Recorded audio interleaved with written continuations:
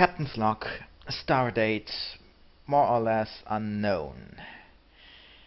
While we were hunting the criminal mastermind known as Traceless, well, we kinda sorta screwed up our entry or leaving or whatever you wanna call it. Well, we kinda screwed up our point of entry in the normal time period stuff. So we're in orbit around Earth. Did find out that it was totally, kaput. And I'm going to ask whoever we can call whatever happened. Lock out. Yes, and who may I be speaking to? Yeah, this is Captain Carton Cat, Federation Starship, USS Dragonfly. What the hell happened to the planet? Well, you see, good sir, you're in my reality now. Many years ago, I took this world. If you're interested, I will tell you the tale about the battle between me and Matt, my first sworn enemy. Malice, I need to talk to you. I hear you're going after Mad Matt. Now listen, I know I've done some stuff with Matt in the past. You may bear me some grudge, but just listen. Matt's been getting in on my gig. Just too much kaiju, too much horror. It's like he's cutting me out of it completely. He's all these Friday the 13th films, really fucking up my style, man. I'm with you. I'm down. Especially when he turns around and tells me I took too long. The fuck is an undead guy supposed to do? Break an arm? Break a leg? I want him out of the picture. I want him out of the picture now. You have my support. I'm with you. Whatever goes down, I'll do what it takes. Be ready for me, Matt. I will be coming soon.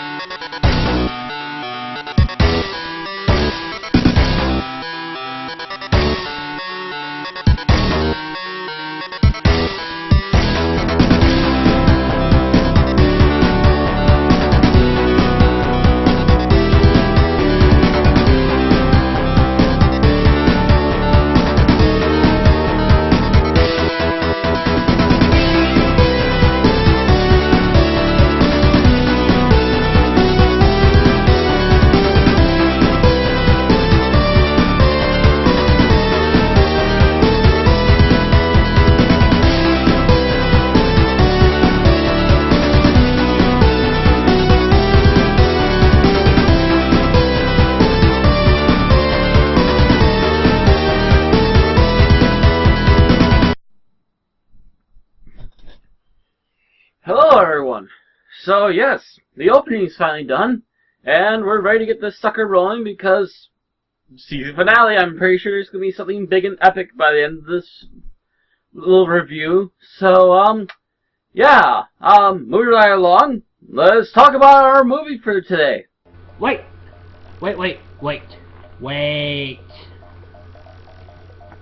we're gonna do a giant monster movie, you gotta do it right.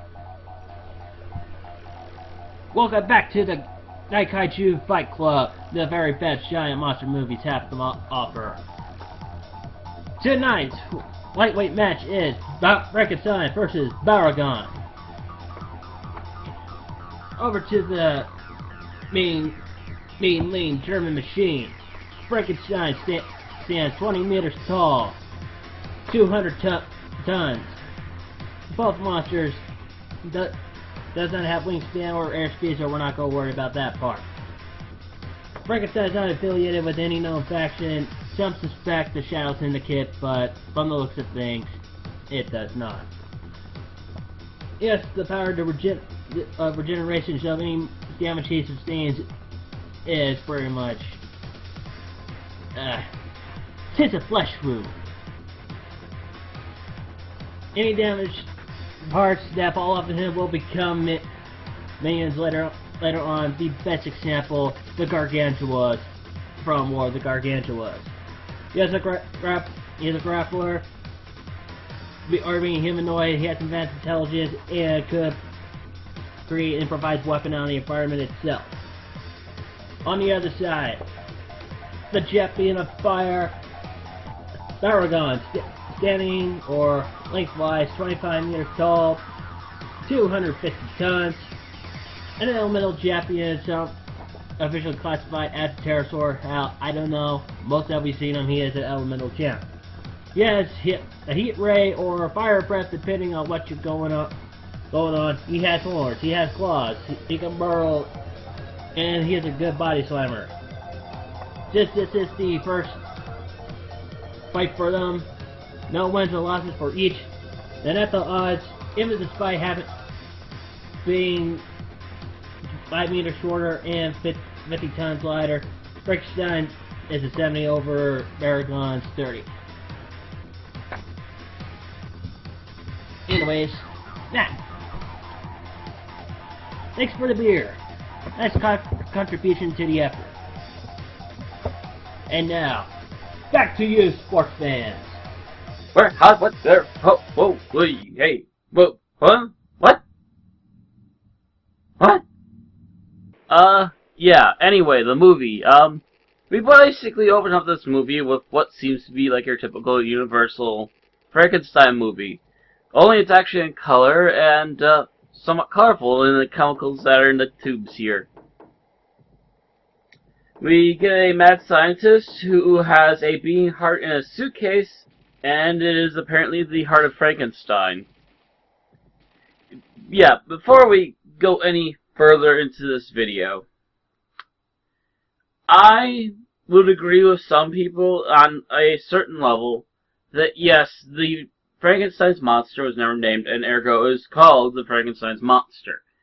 However, being that it survived as a living creature still, I would assume that the monster would take its creator slash father figure, if you will, take his name, at least his last name.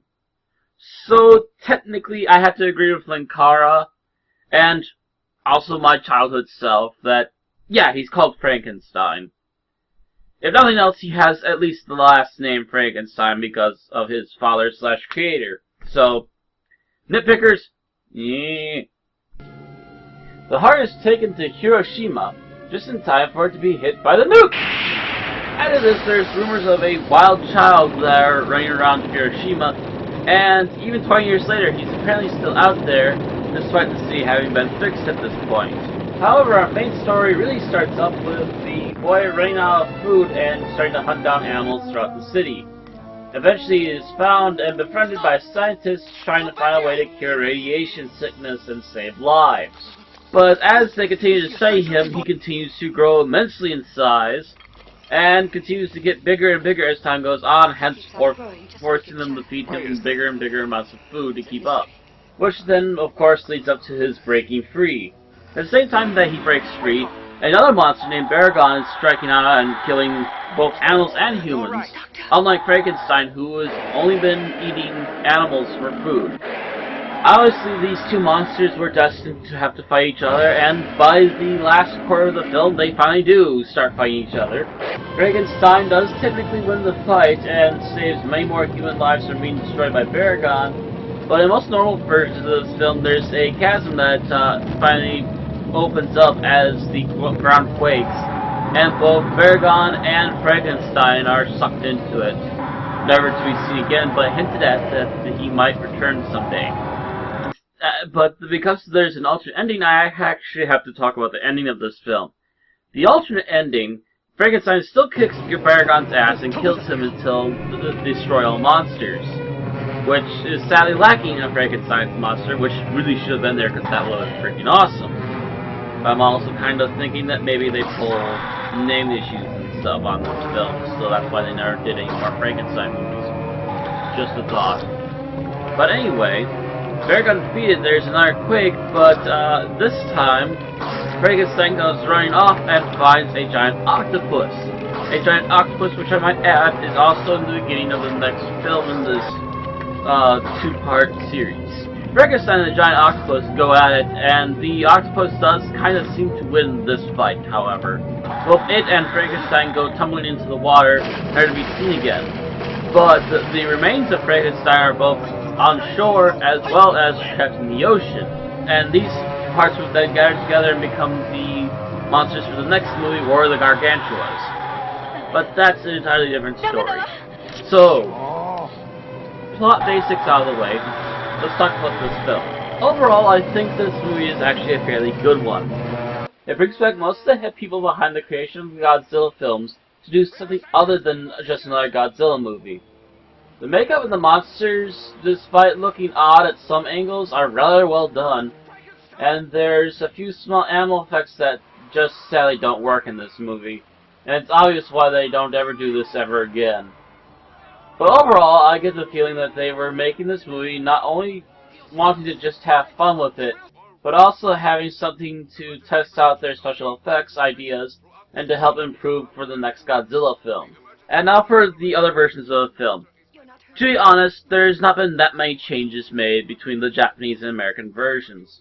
However, there are some tested effects ideas and alternate scenes that were shared with the American distributors in case they wanted to change things around, but they never really used them, and instead would just cut down some of the scenes that were already part of the main theatrical release, just to shorten things up for a more equal time on the film, but also to skip things that, to be honest, people back then probably culturally were unaware and wouldn't understand anyway. But, with that out of the way, let's now go to Mike, who will talk a little bit more about the American version of this film. It's pretty much your typical old-style English to Japanese kind of thing. It's not all terrible, except for, mostly good, except for some of the background characters that, like, we're going to kill the monster now. And there's also Dr. Wily here. Thanks, Mike. I also agree that for the most part the dub is rather well done and is fairly faithful to the most part for the original film, which is something that was rather rare for dubs at the time. But before we get to conclude our little review here, let's get a second opinion. Let us go to the Man in Black. Hey Matt, it's me, Man in Black. We're talking about Frankenstein Conquers the World. It's an interesting film here. We've got Ishiro Honda and Akira Ifukube, best known to most viewers as the director and composer behind Gojira, the original giant monster classic. Now, what makes Frankenstein Conquers the World kind of unique with that pairing is that this is the only kaiju film that those two worked on that was not related to Godzilla, that had a direct sequel that both Honda and Ifukube worked on, which of course would be War of the Gargantuas, or in Japanese, War of the Frankenstein, Sanda vs. Gaira. The American dub kind of cut that out, and after watching both of them I can kind of see why. The interesting thing here is this was actually not the first time that this pair was intending to work on Frankenstein. Any of you who've watched King Kong vs. Godzilla might have noticed some shenanigans going on there. First, King Kong being much larger than he was supposed to be. His power over lightning, and most horror and monster fans will realize that the only classical monster that's been traditionally paired with lightning and electricity is Frankenstein. King Kong vs. Godzilla was originally going to be Frankenstein vs. Godzilla, but I believe it was due to a rights issue. This ended up getting changed, and King Kong got put in Frankenstein's place. I wish there was a little bit more development for Baragon going on here. Honestly, we see a bit of a monster below the rubble. We see some glowing. We see some theories as to what he is, but we never really get development. Is he evil? Is he out to destroy things? Is he in the wrong place at the wrong time? He just happens to be burrowing through the ground and fights Frankenstein, which is, you know, obviously it's fodder for the alternate title of Frankenstein versus Baragon, but why are Frankenstein and Baragon fighting? No one really seems to know, other than they're both there at the same time. Speaking of Baragon, it's very interesting seeing some of the, I don't know if I want to say obsessions, but some of the repeating elements in kaiju and tokusatsu writing. You've got dinosaurs that are still alive after millions of years, which is very interesting from a scientific sci-fi level. You know, are they just willing to admit that these creatures have been huge and alive and we haven't been able to discover them? Are they saying that science has been that inefficient? Are they saying that the same individuals have been alive for that amount of time, or simply a small population and we're only seeing one of them? Sometimes this is gone into, sometimes it is not. Very often it more seems to be a case of we're required to give an explanation. We're not required to make sure it works. For example, in this movie, these are all speculations by the characters. They ask questions. They think about dinosaurs. They ask whether Baragon gains its ability to glow from fish that can create light. They are comparing small fish that can create light and see by that light, although I believe more fish are likely to use that light for bait than to actually see by it, and suggesting that Baragon might have this ability. Interestingly, they also have a scientist pretty much not straight out say that they're wrong, but that it's pretty unlikely. Which is the truth. It's pretty damn unlikely, but they're not presenting us with a better scenario, so we as the audience are led to believe that it's the truth, or at least the truth as they are able to understand it. It really shows some of the staples of tokusatsu and daikaiju, especially at this time. You've got dinosaurs that are still alive after all of this time. You've got radiation, specifically, in this case, specifically drawn into Hiroshima.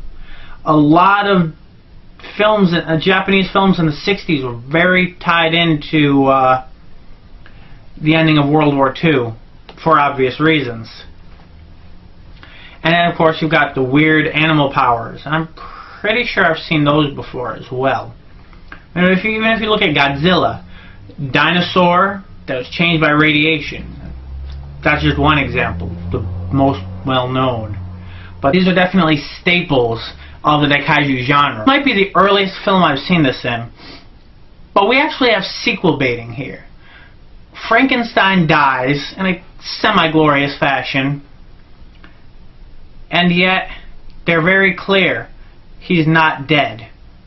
He's no more dead than he was before the film, when he was just a heart of the original 1930s Frankenstein. So yeah, he's very clearly alive, defeated, but able to come back at any time for a sequel. Nowadays, we're extremely used to this and see it as a blatant cash grab. Here, it's kind of surprising because I don't think I've seen this in a film of the 1960s. And of course, we know there was a sequel, War of the Gargantuas, which was a pretty different film, to be honest. What's this here? A Mark VI sonic screwdriver? And a note. Where did it come from? And here Frankenstein very clearly throws the empty Baragon suit across the battlefield. And I love the green screen effects in this movie. Kind of makes me feel a little better about my own effects. Yes, very unusual that it would sequel bait itself like it did.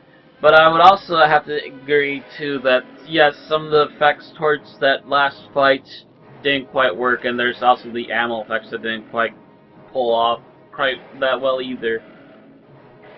But I have to say that one has to look at this film like this. For online reviewers that use special effects on their show, they have to do a lot of testing before they know what really works and what really doesn't for their special effects. And yes, that's technically my excuse for special effects flaws in this film. Japan honestly had never seen anything like this movie up until this point, but I'm sure even Toho wasn't fully pleased with the special effects and wanted to do this mostly to get a stronger film for the next Godzilla movie. But the characters are generally likable, the monsters are pretty decent and fairly original, although Baragon sounds a lot like Barugon, which is a Gamera villain, but that's a totally different story. The monsters are still pretty decent looking and have their own different interesting strong points for the fight. And yes, in a way, Frankenstein didn't conquer the world, at least for a little while there. He showed that he is the strongest there is, before falling into a giant hole. But yeah, that's about it for this time. I would expect an attack in, say, 3, 2, 1... So, Matt, time to get you outside.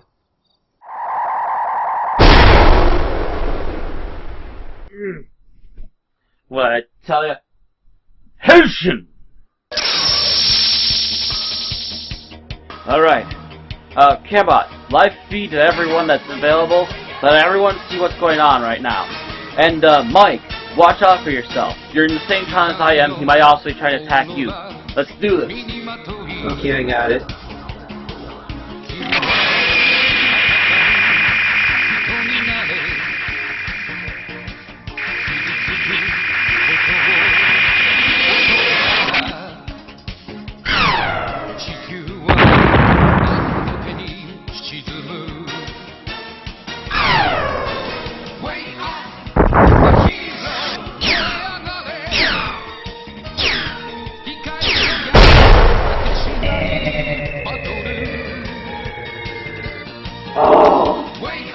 You think tonight here? I've been waiting for this for a long time, Michael.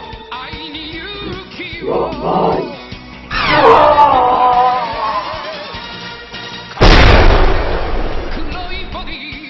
SOS. Matt needs help. Come on, Matt. Do I need to do another one? Get out here.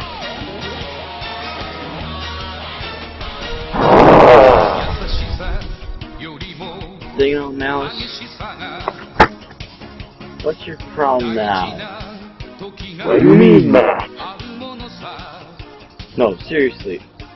Why are you constantly testing me now? You know I'm part of your friggin' experiment. I didn't know it. Well, to be honest with you, Matt, you were my guinea pig. That isn't how I decided, you know what? Your show gets a bigger audience. Your show can reach more guinea pigs. And now I have the power to kill you and take it for myself. So, why not, Matt? Why not? Oh, really now? So you think to yourself, hey, you don't need me anymore? Guess what, bud? I don't need you anymore. Oh, that's a threat from a little nerd like you, Matt? Come get some. Oh, yeah? Bring it.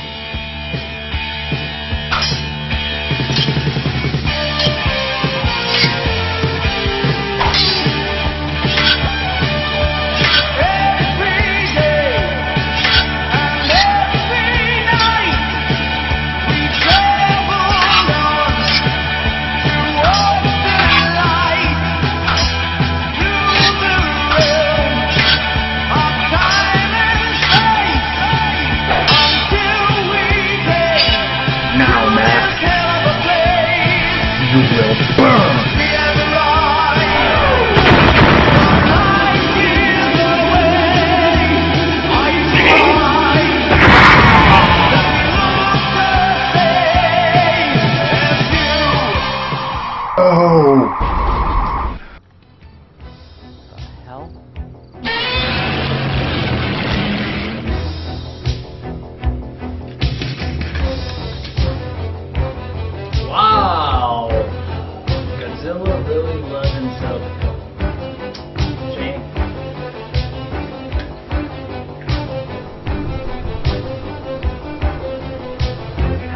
normally supposed to fight that?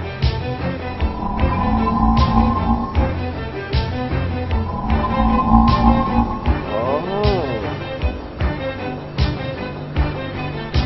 Magic sword. Power symbol. Make me grow.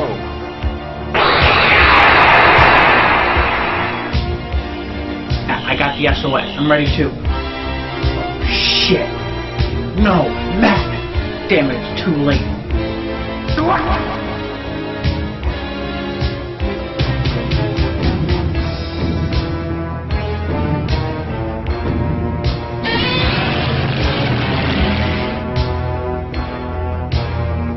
Hell is that?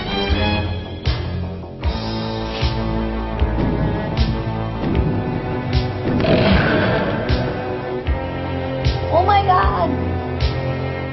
Holy crap!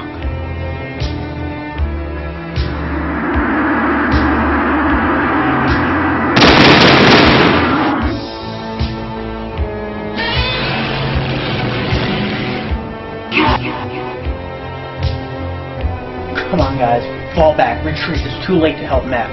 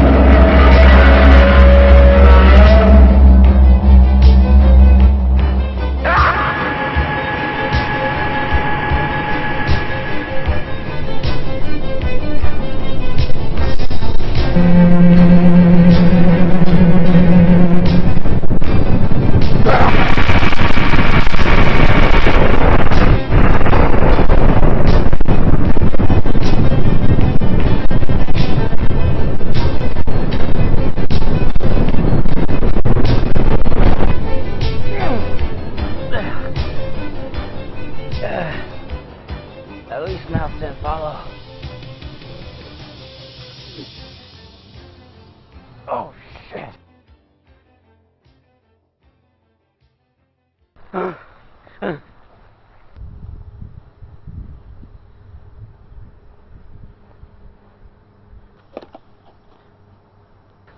How? Oh, little Matt. One now wants the power source. It's an inanimate object for weeks. And because of that, I have so much power, I was able to quickly recover. Unlike you. Now, I have a one suggestion for you, Matt. Die! And while I'm at Matt, burn!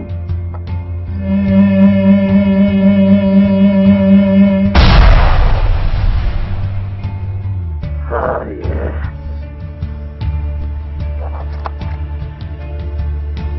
A new trinket of power. Very nice.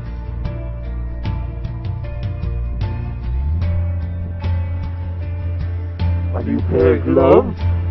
To look better on me than they did on you. And oh, last week's not forget. 2 swords of power now.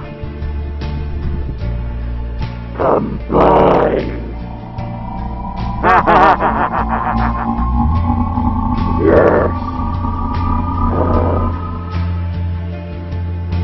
It is a good day to be me.